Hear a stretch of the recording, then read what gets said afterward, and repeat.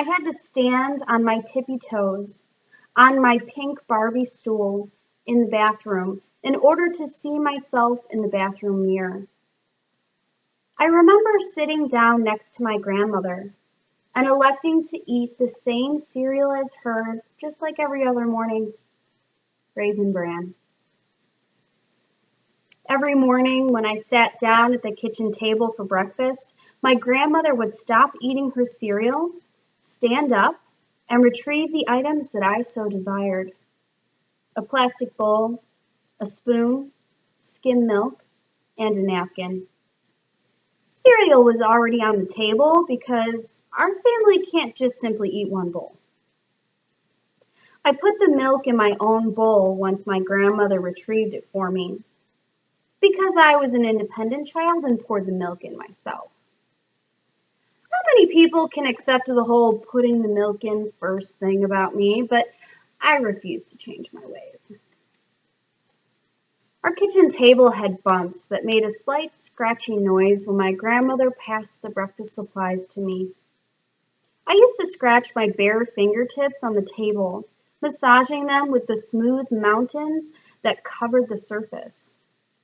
When my mother came down the stairs that morning, I removed my attention from the table and looked at her with a big smile.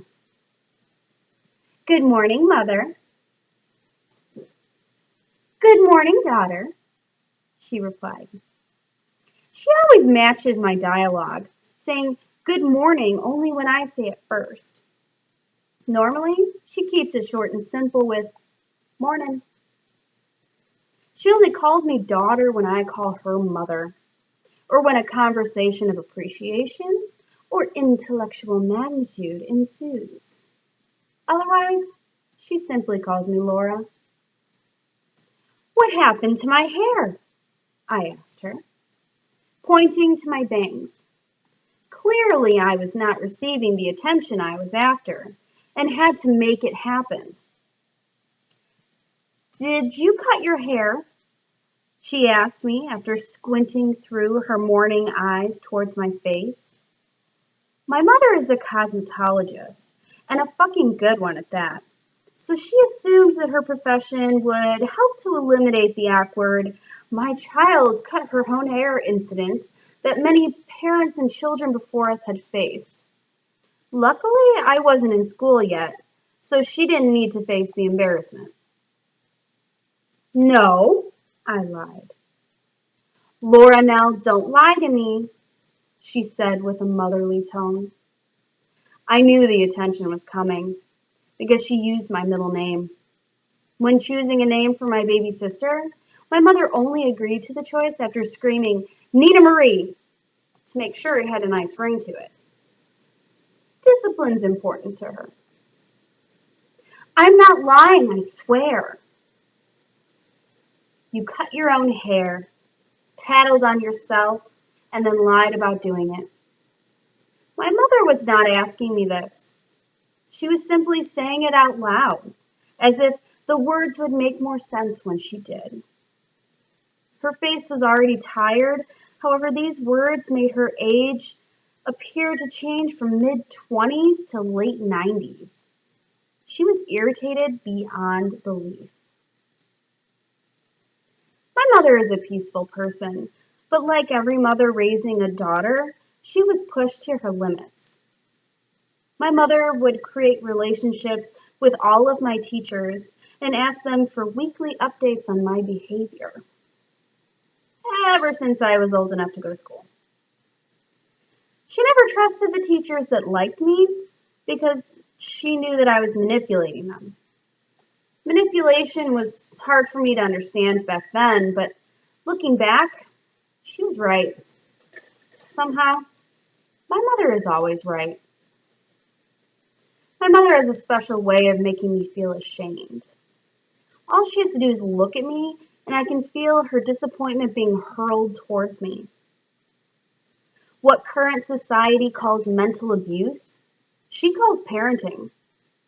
My mother is not one to smack a child around or physically touch them in any way. No. My mother is much worse. She takes shit away.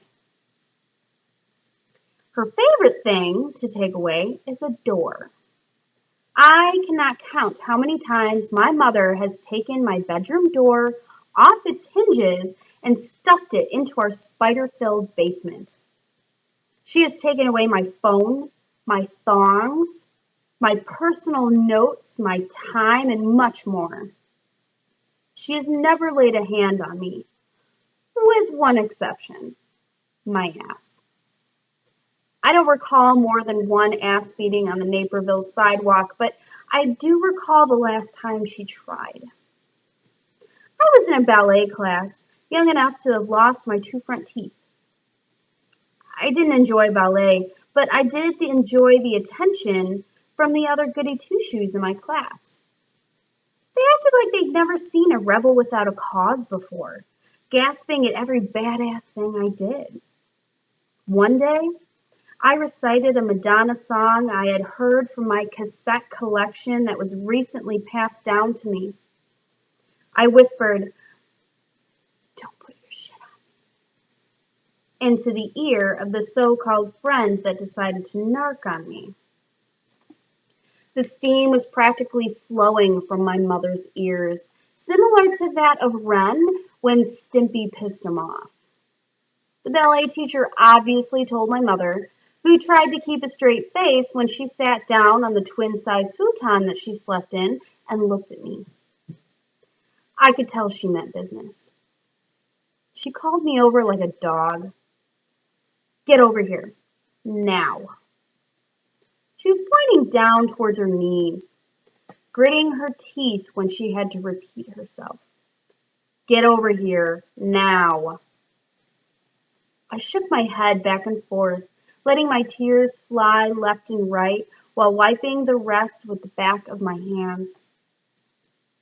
1, 2, 3, she said, before reaching out to force me onto her knee. I covered my butt with the backs of my hands, hopping farther and farther away from my red-faced mother.